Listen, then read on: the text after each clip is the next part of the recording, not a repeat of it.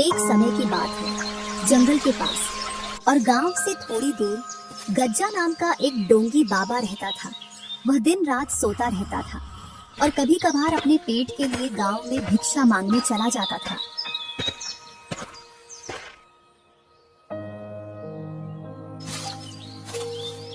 अरे आज फिर से सूखी रोटी और दाल मिली है, जबकि गांव के कई घरों से पकवान की खुशबू आ रही थी। गांव वाले कभी साधु संत का सत्कार करना नहीं जानते।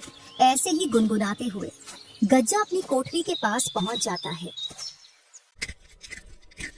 वहीं रूखी सूखी रोटी खाकर वह सो जाता है।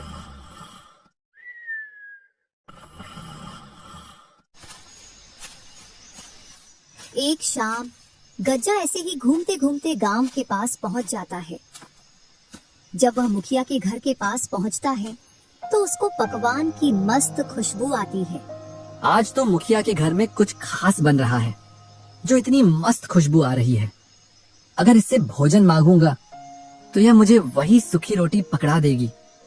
क्यों ना थोड़ा इंतजार करूं।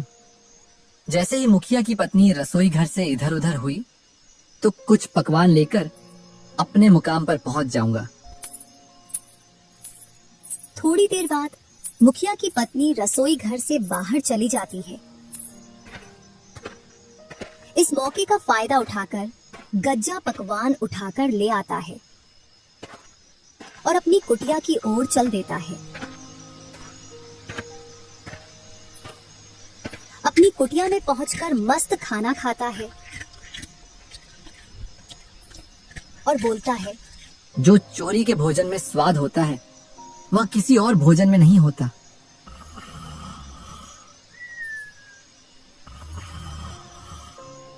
ऐसे ही वह हर शाम गांव में जाता और अपनी भोजन की व्यवस्था करके आ जाता।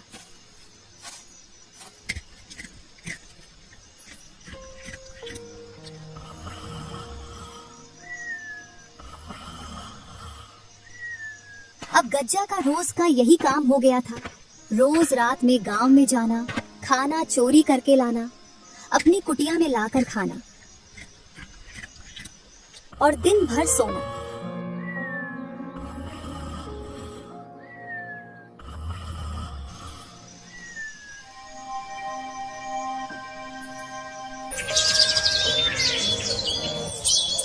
एक दिन गज्जा के दो चेले कल्लू और भूरा गज्जा के पास आते हैं।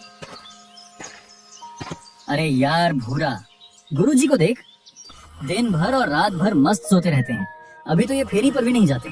पता नहीं अब क्या खाते हैं, या कोई सा मंत्र इनके हाथ लग गया है जिससे इनको भूख नहीं लगती। ऐसा लगता है जैसे रोज पकवान खा रहे हो। यही तो मैं तुमसे कहना चाहता था, फिर मुझसे पहले तुमने बोल दिया। यही तो मेरी समझ में नहीं आ रहा। अब गुरुजी फेरी भी नहीं कर रहे। पता नहीं कौन सा मंत्र मिल गया जो अब इनको भूख नहीं लगती। भूरा, इसका पता तो हमको गुरुजी से ही मिलेगा। चल गुरुजी से पूछते हैं। इधर गज्जा घोड़े बेचकर सो रहा था। कल्लू और भूरा ने गज्जा को जोर से हिलाया, तब जाकर गज्जा की नींद खुली। अरे भाई कल्लू और भूरा, तुमने मुझे गहरी नींद से क्यों जगाया? गुरुजी को हम दोनों की तरफ से प्रणाम। हाँ प्रणाम। बताओ तुमने मुझे क्यों जगाया है? गुरुजी, एक बात बताओ, आप दिन भर सोते रहते हो और रात के समय में कोई भी गांव वाले घर से बाहर नहीं निकलते जिससे कि तुम भिक्षा मांग लाओ। गुरुजी, हम दोनों इसी बात को लेकर चिंतित हैं कि आप बिना खाए पिए इतना दिनों तक कैसे जीवित हैं। तो आप खाते क्या हो? हमारी समझ में ये बात नहीं आ रही है।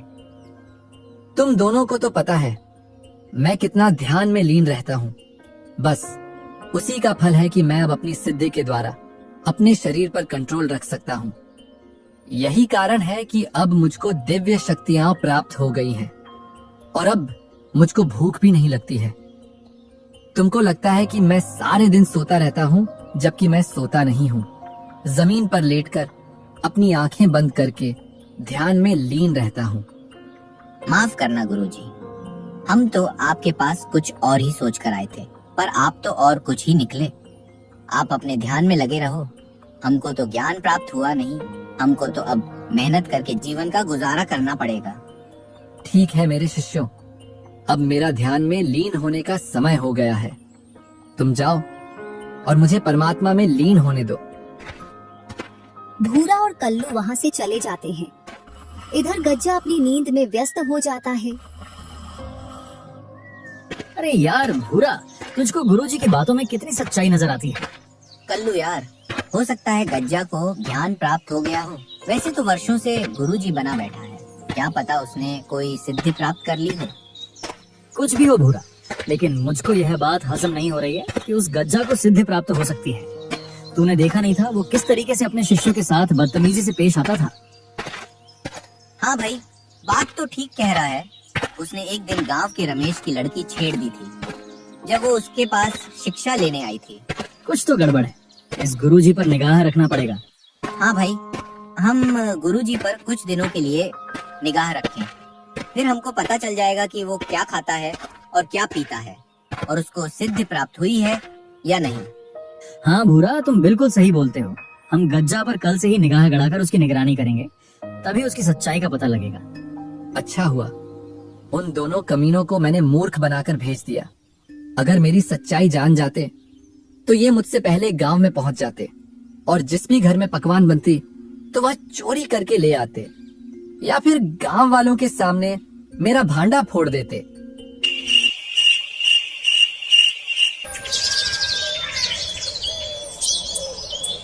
और सूरज की पहली किरण के साथ भूरा और कल्लू गज्जा गुरुजी पर निगरानी करने लगे। आज तो गांव में किसी के घर मालपुआ मिल जाए तो खाने में मजा ही आ जाएगा। बहुत दिनों से मालपुआ नहीं खाए। भूरा, वो देखो, गुरुजी जाग गए हैं और खुद से ही बातें कर रहे हैं। पता नहीं क्या बातें कर रहे हैं, सुनाई तो यहाँ तक नहीं दे रहा है। कोई बात नहीं है कल्लू, सुनाई नहीं दे रहा तो क्या हुआ, गुरुजी तो हमको दिखाई दे रहे हैं। जो कुछ बातें कर रहे हैं उसके हिसाब से आगे कुछ करेंगे, तभी हम उनका पीछा करेंगे। करने दो, क्या बातें कर रहे हैं अपने आप से। कल्लू और भूरा को सुबह से दोपहर हो जाती है। अरे भाई भूरा, देख, सुबह से दोपहर हो गई। गुरुजी यहाँ से तो कहीं भी नहीं गए हैं, और एक बार कुठरिया में जाकर फिर से पेड़ के नीचे आकर दोबारा सो गए। कल्लू, तू जाने की तो छोड़, एक बार से दूसरी बार वे खड़े भी नहीं हुए। मुझे लगता है उनको सिद्धि प्राप्त हो गई है। हम तो वे फजूल में उन पर शक कर रहे हैं। चल, यहाँ से चलते हैं।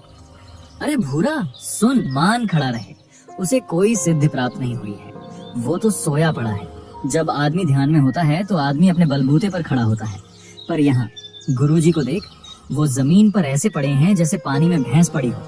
कुछ न कुछ अवश्य है। तू रात होने का इंतजार कर। ठीक है कल्लू भाई, तुम बोलते हो तो इंतजार कर लेता हूँ। जैसे ही रात होती है तो गज्जा खड़ा होकर गांव की ओर चल देता है। अरे कल्लू, वो देख, गुरुजी तो गांव की ओर जा रहे हैं। हाँ भूरा, चल, हम भी इनका पीछा करते हैं। भूरा और कल्लू चोरी छिपे गज्जा का पीछा करते हैं, और गज्जा जैसे ही गांव में पहुंचता है तो चोरी छिपे घरों के आसपास घूमने लगता है। गुरुजी घर के आसपास क्यों घूम रहे हैं, मेरी तो कुछ भी समझ में नहीं आ रहा है। सब्र कर भूरा, सब्र कर, और देख गुरुजी क्या करते हैं। इस घर में से पकवान की खुशबू आ रही है। चलो जल्दी से इस घर से खाना ले आता हूँ। अभी कोई भी नहीं दिख रहा है। कल्लू और भूरा ने थोड़ा इंतजार किया, और गज्जा उस घर में से खाना चोरी करके अपनी कुठरिया की ओर चल देता है। वो देख, गुरुजी तो इस घर में से खाना चोरी करके लेकर जा रहे हैं। लगता है यही इनकी सिद्धि का राज है। इनको कोई सिद्धि नहीं मिली है, ये तो गांव में से खाना चोरी करके खाता है। चल कल्लू, क्यों ना हम गांव वालों को बता दें कि इनका खाना गज्जा चुरा कर ले जाता है। अरे भाई, पागल है क्या तू? कभी तो अपनी खोपड़ी का इस्तेमाल कर लिया कर। जरा सोच, गुरुजी तो बैठे बैठे खाना खा रहे हैं, पता नहीं कब से गांव वालों के पकवान खा रहे हैं। क्यों ना गुरुजी का खाना हम चुरा लें, जो वे चुरा कर लाते हैं। जब वह गांव से चुरा कर लाएंगे और अपनी कुटिया में उस खाना को रखकर नदी में पानी भरने जाएंगे, तब हम उनका खाना चुरा कर खा लेंगे। हाँ कल्लू, ये तो बहुत अच्छा आइडिया है, कल से तैयार रहना।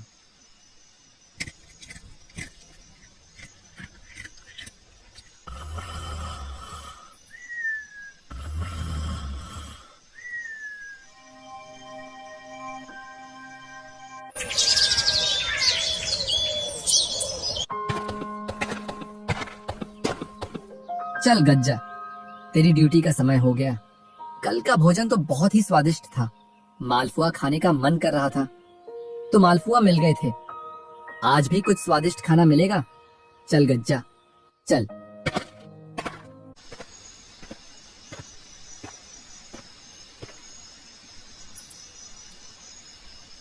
और गज्जा गांव से खाना चोरी करके लाकर अपनी कुठरिया में रख देता है। फिर अपना कमंडल लेकर नदी की ओर पानी भरने के लिए चल देता है। इधर कल्लू और भूरा गुरुजी का पीछा कर रहे थे। जैसे ही गज्जा नदी की ओर निकला, वो दोनों कुठरिया में जाकर खाना चुरा लाते हैं।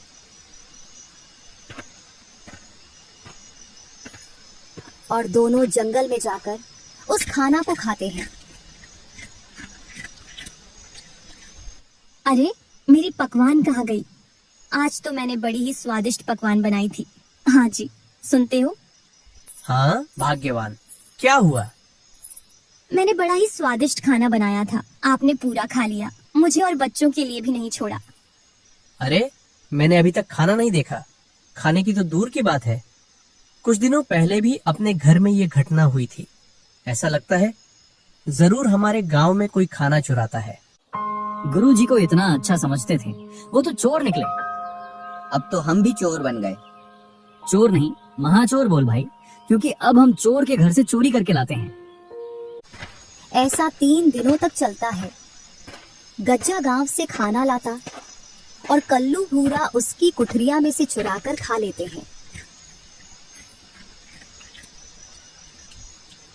3 दिन से भूखा मर रहा हूँ। खाना लेकर आता हूँ और कोई चुराकर मेरा खाना खा जाता है। आज ना, पहले मैं पानी लेकर आता हूँ, इसके बाद खाना चुराने जाऊंगा। गज्जा पहले नदी से पानी लाता है। इसके बाद वह गांव में खाना चोरी करने के लिए जाता है। और कुछ देर बाद खाना चोरी करके ले आता है और वह खाना खाकर मस्त सो जाता है।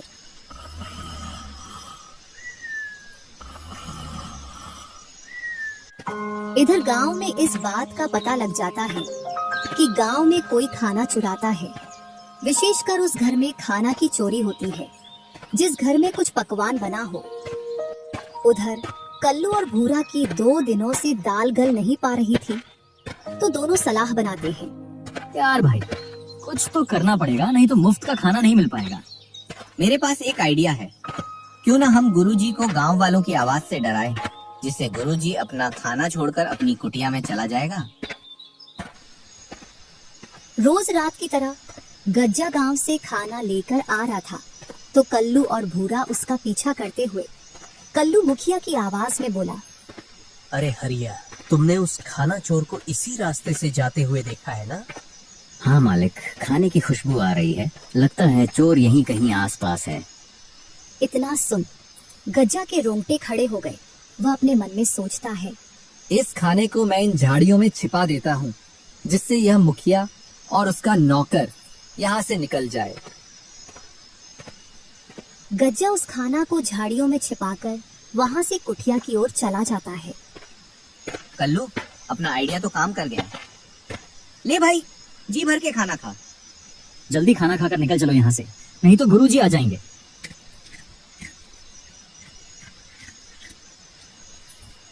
चलो, अपना खाना उठा ले आता हूँ। जब गज्जा वापस झाड़ियों में आकर देखता है तो उसको झाड़ियों में कुछ नहीं मिलता। जरूर मेरे साथ कोई खेल खेल रहा है। कहीं कल्लू और भूरा तो नहीं, क्योंकि वे दोनों ही सबसे बड़े शैतान हैं। चलो, जो भी है उसको सबक सिखाते हैं।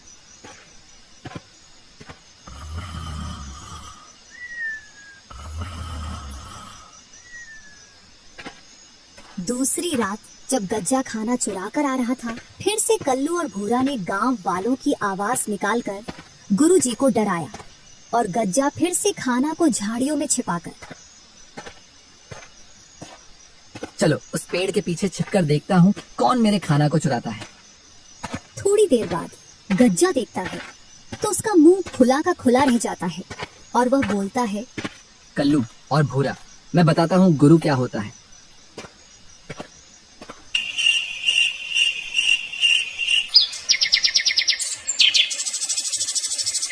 भूरा भाई, बहुत हो गया चोरी चोरी। चलकर कहीं काम धंधा देख लेते हैं। वो गज्जा गुरुजी अपन से 2 कदम आगे, कहीं फंसा न दे। अरे तू इतना न डर, जब तक मैं तेरे साथ हूँ तू मुफ्त का भोजन खा और मजे कर। रात हो जाती है। दोनों गुरुजी का इंतजार करते हैं। आज तो बहुत देर कर दी, अभी तक गांव की ओर नहीं गया। लगता है आज तो भूखा ही रहना ही पड़ेगा। वो नहीं जा रहे तो क्या हुआ, क्यों ना अपन जी चलें गांव में खाना चोरी करने के लिए। दोनों गांव की ओर चल देते हैं खाना चोरी करने के लिए। जैसे ही वह खाना चुरा कर लाते हैं तो गज्जा एक पेड़ पर चढ़कर बैठ जाता है। जैसे ही वह दोनों उस पेड़ के पास आते हैं तो गज्जा बोलता है, कौन हो तुम और मेरे रास्ते पर क्या कर रहे हो? हम तो अपने अपने घर जा रहे हैं, और तुम कौन होते हमसे पूछने वाले? यह जंगल मेरा है और मैं इस जंगल का भूत राजा हूँ। इतना सुन दोनों के रोंगटे खड़े हो जाते हैं, क्योंकि गांव वालों के मुंह से उन्होंने ऐसी कहानियां सुन रखी थी जो जंगल में भूतों के बारे में थी। क्या सोच रहे हो? अगर तुम्हें अपनी जान प्यारी है तो तुम्हारे पास जो सामान है उसे यहीं रख दो। मैंने तुमसे सुबह बोला था, ये चोरी छपाटी छोड़कर अपना कुछ काम धंधा देख ले। ले, अब इस भूत से लड़ ले। मुझे क्या मालूम था आज ये आ जाएगा, इतने दिनों से तो कोई नहीं आ रहा था। अगर तुम दोनों मेरी बात मानोगे तो मैं तुम्हारी जान बख्श दूंगा, और अगर तुम ऐसे ही झगड़ा करोगे तो मैं तुम दोनों को यहीं मार दूंगा। जल्दी करो, तुम्हारे पास जो सामान है उसे यहीं छोड़कर भाग जाओ। कल्लू और भूरा डर के मारे वो भोजन उसी पेड़ के नीचे रखकर वहां से भाग जाते हैं। उन दोनों के वहां से भाग जाने के बाद गज्जा नीचे उतरकर खूब भोजन करता है और अपनी कुटिया में जाकर सो जाता है।